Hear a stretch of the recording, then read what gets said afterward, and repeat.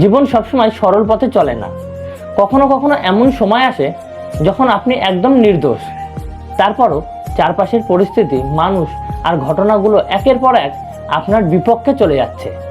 এই সময়গুলো এতটাই হতাশাজনক যে মনে হয় যেন গোটা দুনিয়া আপনার বিরুদ্ধে ষড়যন্ত্র করছে।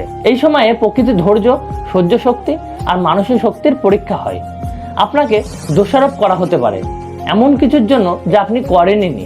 আশ্চর্যের বিষয় হলো, অনেক সময় আপনাকে খুব কাছের মানুষরা বুঝতে চায় না, বরং পরিস্থিতিকে আরো কঠিন করে তোলে। এই দুঃসময় আপনার সহ্য শক্তিকে বাড়ায়, আপনাকে চুপ করে থাকতে শেখায় এবং আপনাকে ভরসা করতে শেখায় নিজের উপর আর সৃষ্টিকর্তার উপর, কারণ সত্য একদিন ঠিকই প্রকাশ পায়।